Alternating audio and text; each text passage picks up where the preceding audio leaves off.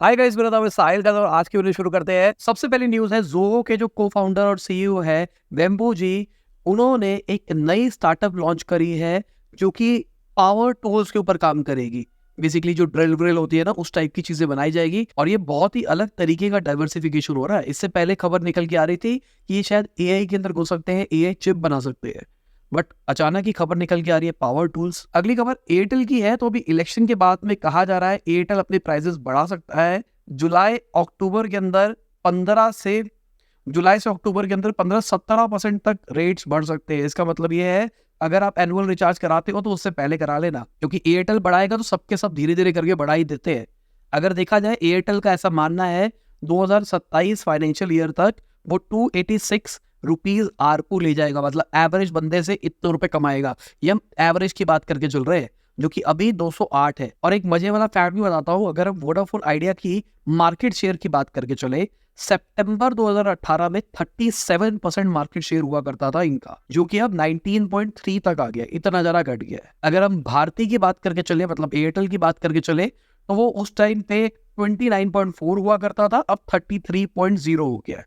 मतलब अच्छा ग्रो होता हुआ दिखाई दे रहा है। बाकी अगर हम जियो की बात करके चले तो 21.6% हुआ करता था, मतलब सबसे कम मार्केट शेयर था इनका, और आज सबसे ज्यादा हो गया है, 39.7% पे पहुंच गया है। तो इसको कहा जाता है भाई डिसरप्शन। बाकी बॉम्बे शेविंग कंपनी का भी डेटा निकल के आया है। उनके जो लॉसेस है वो 85% बढ़ते हुए दिखाई दिए है। 80 करोड़ पे पहुंच गया फाइनेंशियल ईयर 23 का लॉस। अगर इनके एबिटा मार्जिन की बात करके चले तो वो भी घटते हुए दिखाई दिए है। फाइनेंशियल ईयर 22 में -40.88% थे, जो कि अभी -42.4% हो गए हैं। यहाँ पे मेरे हिसाब से एक गलत चीज हो रही है, क्योंकि बॉम्बे शेविंग कंपनी का नाम बन चुका है, ये ब्रांडिंग पे भी खर्च कर रहे हैं, मार्केटिंग पे भी खर्च कर रहे हैं, तो मतलब एक नाम बन रहा है।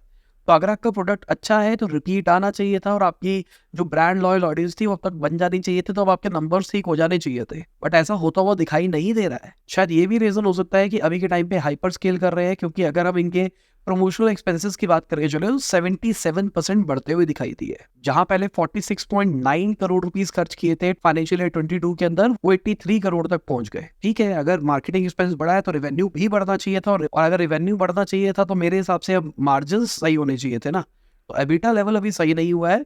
This is not right. अगर हम अडानी ग्रीन की बात करके चले तो भाई, तो वो 400 मिलियन का ऑफशोर लोन ले सकते हैं। नेगोशिएशन चल रहा है। अभी रिसेंटली दिसंबर के अंदर ही इन्होंने 1.4 बिलियन डॉलर का लोन सिक्योर किया था।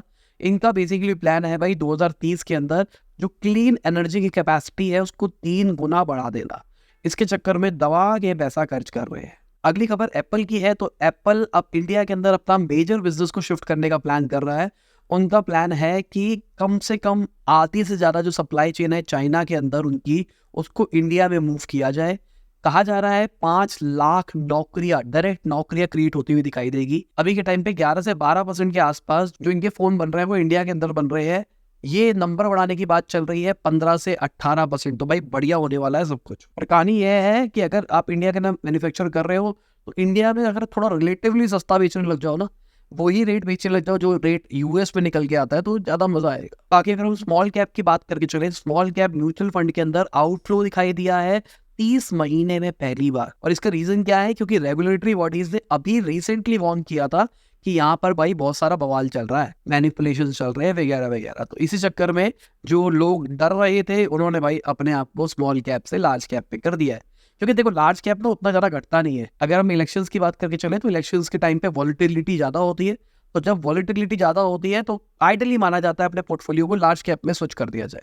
तो शायद वन ऑफ द रीजन ये भी हो सकता है कि लोगों ने अपने स्मॉल कैप को उठा के लार्ज कैप में भी डाला हो। बाकी एक और डेटा निकल के आया है। अगर हम मॉरिशस से बात करके चले, एफडीआई इनफ्लो की वो घटती हुई दिखाई दी है। अगर हम फाइनेंशियल ईयर 14 से 18 की बात करके चले तो 43 बिलियन डॉलर का इनफ्लो हुआ था, जिसमें 30% जो था वो मॉरिशस से आया था। सबसे बड़ा सोर्स हुआ करता था मॉरिशस इंडिया का इनफ्लो का। अभी वो 4th नंबर के ऊपर आ गया है, और जो 30% नंबर था वो 6% के ऊपर आ गया है। अब इसके पीछे रीजन क्या हो सकता है? गवर्नमेंट ने कुछ टाइम पहले जो इंडिया मॉरिशस टैक्स ट्रीटी थी उसके अंदर अमेंडमेंट किया था, मतलब उसमें चेंजेस लेके आए थे, जहां पर जो टैक्स रिलीफ मिला करता था कि अगर कोई मॉरिशस इन्वेस्ट कर रहा है वो हटा दिया था। बेसिकली गवर्नमेंट को ऐसा लगा कि जान करके पैसा मॉरिशस से रूट किया जा रहा है ताकि टैक्स बचाया जा सके। और जिस तरीके से नंबर्स घटते हुए दिखाई दिए, मुझे लग रहा है कि शायद इसी तरीके से रूट किया जा रहा होगा। बाकी एक फैक्ट की बात करके चलते हैं, एयर ट्रैवल भाई एक्सपेंसिव होता हुआ दिखाई दे रहा है।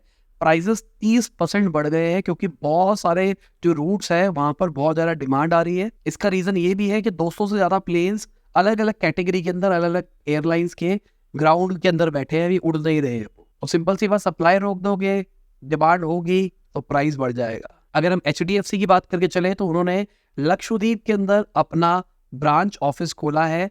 ये पहली और लौती प्राइवेट कंपनी है अभी के टाइम पे जिन्होंने लक्षद्वीप के अंदर अपना ब्रांच खोला है। अगली खबर अजीम प्रेम जी की, जो कि विप्रो के को फाउंडर है। उन्होंने $70 मिलियन इन्वेस्ट करने का प्लान किया है कैनवा के अंदर। मुझे लगता है कि भाई बहुत बढ़िया चीज़ है। कैनवा बहुत ही बढ़िया चीज़ है, बहुत नेक्स्ट डायमेंशन चीज़ है। हमने कैनवा का कोर्स बनाया था, अगर आप कैनवा सीखना चाहते हो तो डिस्क्रिप्शन में लिंक है उसका, तो देख लो। उसके अंदर कैनवा के अलावा मैंने पूरा कलर साइंस वगैरह वगैरह भी सिखाई हुई है कि कलर्स कैसे काम करते हैं, टाइपोग्राफी कैसे काम करती है, फॉन्ट्स कैसे काम करते हैं, शेप थ्योरी क्या होती है, वो सारी चीज़ें की बात करिए। और फ्यूचर के अंदर उसको भी अपग्रेड करते चले जाएंगे। तो अगर आप लेना चाहते हो तो आप ले सकते हैं, डिस्क्रिप्शन में लिंक है उसका। और अगर आप हमारा बंडल लेते हो तो बंडल के साथ में ये इंक्लूडेड होता है। बंडल के अंदर आपको सारे कोर्सेज, बहुत सारे कोर्सेज जो हमारे और भी है, वो सारे के सारे इकट्ठे मिल जाते हैं। उसका लिंक भी डिस्क्रिप्शन के अंदर है। अगली खबर कलकत्ता हाईकोर्ट की है। तो उन्होंने रिस्ट्रेन ऑर्डर लगाया है HUL के ऊपर कि आप ग्लो एंड हैंडसम का यूज नहीं कर सकते। बेसिकली 2020 के अंदर HUL ने अपनी फेयरनेस क्रीम को रीब्रांड किया था ग्लो एंड हैंडसम, जो कि इमामी से मिलती जुलती थी, जो कि फेयर एंड हैंडसम बेचते हैं उससे। उसके बाद से एक ट्रेडमार्क का केस चल रहा था और अब फाइनली ऐसा दिखाई दे रहा है कि इमामी जीत गया है, HUL हार गया है। अगली खबर मैकेंजी की है। तो उन्होंने 360 से ज़्यादा एम्प्लॉयज को निकाला है क्योंकि स्लो डाउन आ रहा है, ज़्यादा डिमांड नहीं आ रही है, इसके चक्कर में निकाला जा रहा है। कहा जा रहा है 3% स्पेशलिस्ट और टेक्निकल लोगों को निकाला गया है। अगली खबर, जो गूगल का AI मैजिक एडिटर है उसको गूगल फोटोज के अंदर फ्री करा जा रहा है हर एक यूजर के लिए, तो सभी लोग मजे से यूज कर सकते हैं। मई के महीने में कहा जा रहा है इसका अपडेट आ जाएगा, उसके बाद सब यूज कर पाएंगे। अब इसका रीजन क्या है, इसको फ्री क्यों किया जा रहा है, सवाल ये आपके दिमाग में आ रहा होगा। क्योंकि स्टार्टिंग में गूगल ने कहा था कि ये एक्सक्लूसिव रहेगा पिक्सल फोन्स के लिए। AI के अंदर ट्रेनिंग ही सब कुछ है। ये जो आप मैजिक इरेजर यूज करोगे, आपकी फोटोज यूज करी जाएगी ट्रेनिंग के लिए।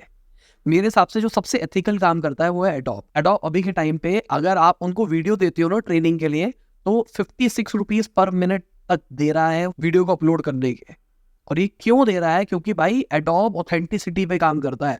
एडोब ने ये तक कह रखा है कि अगर आप हमारे AI से कोई इमेज जनरेट करते हो, कुछ भी जनरेट करते हो, कल को कोई लीगल केस भी आ गया ना, हम देखेंगे। बेसिकली उन्होंने सारे राइट्स लिए हैं जिसके ऊपर ट्रेन किया जा रहा है। ये चैट GPT या मिड जर्नी या डाली या गूगल की तरह काम नहीं कर रहे, इधर से कंटेंट उठा लो उधर से उठा लो।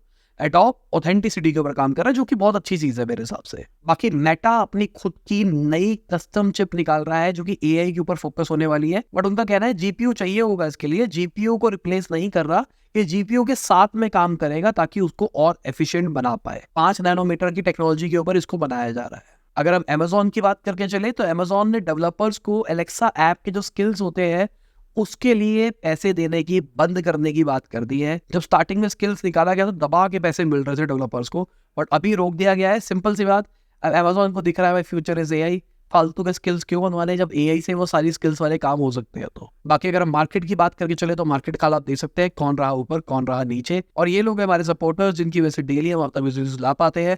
Thank you for supporting us. और इसी के साथ आज की वीडियो खत्म होती है। वही करता आपको मजा आया होगा, लाइक कर देना, शेयर कर देना, कमेंट बताना वीडियो कैसी लगी। बाय, गुड मॉर्निंग, और जब भी आप वीडियो को देख रहे हैं, जय हिंद, वंदे मातरम।